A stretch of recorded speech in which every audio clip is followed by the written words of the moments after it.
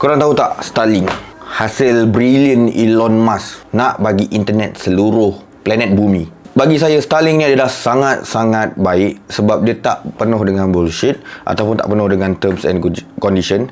Cuma costing dia agak tinggi lah untuk bulanan. RM220 dulu RM220 untuk internet bulanan, dan kau cakap je kat mana kau berada, internet tu ada. Asalkan korang bayar bil dan asalkan korang duduk dekat kawasan terbuka. Maksudnya satelit yang diberikan pastikan menghadap ke langit.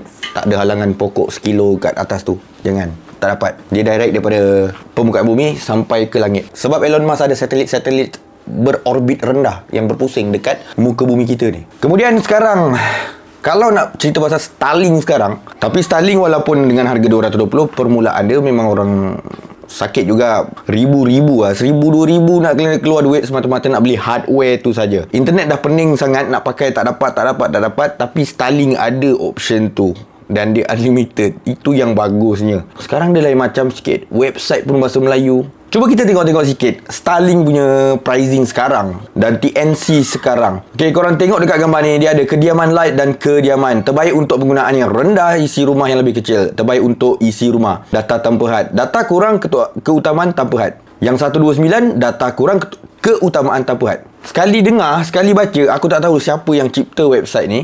Bukan cipta website ni lah, siapa yang karang ayat dia ni. Ayat dia sekali pandang memang satu benda pun tak boleh faham. So, kena tengok semua plan. Kita fokus pada peribadi. Untuk plan peribadi, bukan business plan. Untuk kediaman, terbaik untuk isi rumah 129. Bagus, sangat-sangat bagus sebab dah murah. Daripada 220 jadi 129. Murah sangat-sangat berbaloi dengan apa yang dia boleh bagi dekat korang. Sebab tempat tak ada internet langsung boleh ada internet kan. Itulah maksudnya. Ciri-ciri utama data tanpa had. Yes, data tanpa had itulah yang orang cari. Tapi tolong, ada ke bintang-bintang kat situ? 500GB FUP, 100GB FUP. Kalau ada, memang bullshit betul Starlink ni. Kemudian lokasi tetap. Okey, kalau korang nak tahu, Starlink ni sebenarnya boleh bawa ke mana-mana. Cuma dia ada package untuk kediaman tetap. Maksudnya korang letak dekat satu tempat tu, dekat rumah korang. Itu je lah, tak boleh pergi tempat lain.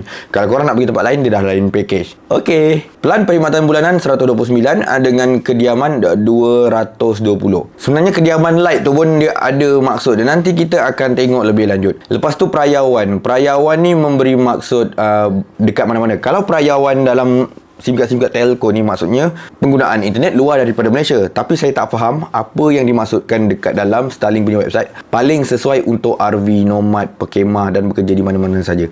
Maksudnya, okey, perayawan ni package internet yang korang boleh dapat dekat mana-mana kawasan. Tapi dalam Malaysia atau luar Malaysia. Tu nak kena tahu. Kalau kita pusing-pusing dekat Malaysia ni juga, pindah randah, pindah sana, pindah sini, dikira perayawan atau tidak? Saya rasa dikira perayawan lah. Tapi peliknya, sebenarnya perayawan ni biasa dalam telco, SIM card diguna untuk internet luar daripada Malaysia. Ciri-ciri utama, liputan seluruh negara. Memanglah. Penggunaan semasa bergerak. Boleh. Janji nampak langit kan saya cakap tadi. Perjalanan antarabangsa. Okey, dia boleh roaming, pergi luar negara. Korang duduk Malaysia, korang pergi Bangladesh. Tidur dekat sana seminggu, bawa korang punya Starlink, ada internet. Liputan pantai. Maksudnya dekat kawasan pantai. Adakah itu yang dimaksudkan? Saya tak faham yang ni. Liputan pantai ni. Cuba korang komen-komen. Kita berkongsi ilmu. Jeda perkhidmatan. Jeda perkhidmatan maksudnya macam mana? Sampai sekarang saya tak tahu. Saya dah baca. Tapi bahasa Melayu punya pasal, bila kita cakap kita tak faham bahasa Melayu, nanti orang anggap sombong. Sebenarnya saya tak berapa nak faham sangat kalau bahasa Melayu. Sebab produk-produk yang ada sekarang banyaknya bahasa Inggeris. PC, komputer, handphone pun banyak bahasa Inggeris. Bila translate ke bahasa Melayu, terkemut-kemut kita nak fahamkan benda tu. So, kita tengok perkataan kediaman light ni. Korang boleh tengok dekat gambar ni. Kediaman light ni memberi maksud tiada had data dan tiada had kelajuan. Okey, high speed dan tak ada FUP. Kelajuan muat turun sepatutnya 45 hingga 130 Mbps berbanding 100 untuk plan perkhidmatan kediaman. Okey, dia cuba kawal kelajuan. Dia cakap tak ada sekatan kelajuan, tapi dekat sini dia bagi priority untuk speed kediaman light sehingga 130 Mbps. Sedangkan kalau korang tak ambil package kediaman yang bukan light yang harga 220 tu, korang boleh dapat sehingga 270 Mbps. Dekat sini nampaknya dia ada sekatan kelajuan. Kelajuan muat naik sepatutnya dalam 10 hingga 20. Kelajuan muat naik ataupun upload speed antara 10 hingga 20 Mbps. Adakah power? Boleh lah. Dia tak power pun, tapi boleh pakai. Boleh upload video, upload gambar. Kenapa bahasa ni macam pelik ya? Kelajuan muat naik biasa sepatutnya. Starlink, siapa buat teks ni? Korang pakai ChatGPT ke apa? Translate. Anda boleh menaik taraf kepada perkhidmatan kediaman Starlink pada bila-bila masa. Okey, ni okey lah. Kalau korang pakai dah puas hati kan, korang suka sangat servis yang diberikan oleh Starlink, boleh upgrade bila-bila masa ke package kediaman yang premium lah kan. Speed maksimum, lepas tu boleh ke sana ke sini. Best. So sebenarnya untuk package Starlink sekarang dia amat memeningkan kepala. Tak semua orang boleh mudah faham dengan apa yang diterangkan. Ditambahkan lagi kalau budak-budak IT ni dah ngadap komputer 24 jam, dia dah melekat dengan bahasa Inggeris. Kau bagi pula keterangan dalam bahasa Melayu, memang budak IT pun jadi terkemut-kemut nak mahamkan keterangan dalam bahasa Melayu ni. Nampak menarik tak? Sebelum korang cakap menarik, sebenarnya Starlink bulan dah kena bayar. Tapi korang kena fikir, masa nak beli tu, masa nak daftar tu, apa lagi duit yang kena bayar? Korang kena bayar untuk hardware.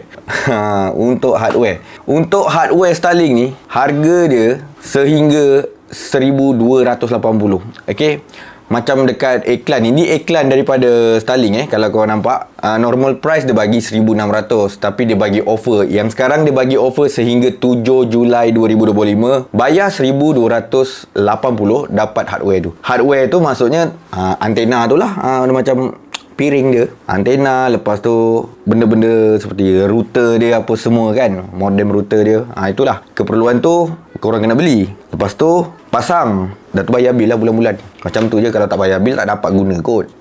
Faham-faham Untuk perniagaan saya tak review lah buat kali ni Pening package kediaman ni pun dah Sebenarnya kalau bahasa Inggeris dia tulis home light home. Bila jadi kediaman ni, saya nak sebut pun jadi kekok, nak mahamkan tu pun macam berat.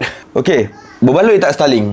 Starlink ni tengok keperluan. Kalau tempat betul-betul ceruk, liputan Telkom, Maxis, Telkom, Digi tak ada, fiber apatah lagi, memang tak ada option lain. Ini adalah yang terbaik untuk korang gunakan berbanding Connect Me. Ada lagi satu company tu, Connect Me pakai satelit. Macam haram jad, kau tahu tak? Dulu dia keluar unlimited RM129 sebulan, tiba-tiba dia main FUP. Macam tak ada otak babe. 129 sebulan 100 gig. Kau buang je lah satelit kau Connect Me. Memang level-level, aku cakap terang, kalau jujur kau tanya aku, memang Connect Me sampah lah. Starlink ni much better. Cuma Starlink ni costing dia pun tinggi sangat lah. Connect Me dulu dalam, tak silap aku bayar dah 100 kan. Sekarang entah berapa lah. Ini cerita pasal 4-5 tahun lepas pakai FUP lagi. So tempat yang tak ada internet, Starlink memang confirm boleh bagi internet dengan hanya bayar bil setiap bulan dan berada dekat kawasan terbuka. Tak ada antena tu, jangan menghadap ke arah pokok, tembak langit, jangan ada pokok-pokok dekat atas. Dah cukup, dah ada internet. Dan nak kata laju, boleh lah 200 Mbps punya rate, boleh kata laju lah. Ataupun yang package light 130 Mbps pun dikira boleh pakai dan sedap guna. Tapi daripada segi latency kena jagalah. Sebab bila daripada permukaan bumi nak sampai ke satellite Starlink, ms, millisecond, masa internet tu sampai agak lambat juga. Dia kalau bawah 100 still boleh untuk gaming, tapi macam CP sedap tak sedap lah. Kalau korang nak guna internet untuk gaming, Starlink ni memang kurang sikit lah, sebab latency dia tak best sangat. Sebab kita tahu internet tu datang direct daripada satellite. Tapi kalau untuk kegunaan selain gaming, pakai je lah. Apa masalah? Berbaloi tak Starlink? Siapa yang dah guna? Komen di ruangan komen di bawah. Korang puas hati tak pakai Starlink? Servis dia bagus tak? Customer service dia macam mana? Mantap ke tak mantap? Setup dia senang ke susah? Consider to subscribe, like kalau suka, share kalau guna. I'll see you guys on my next video. Bye.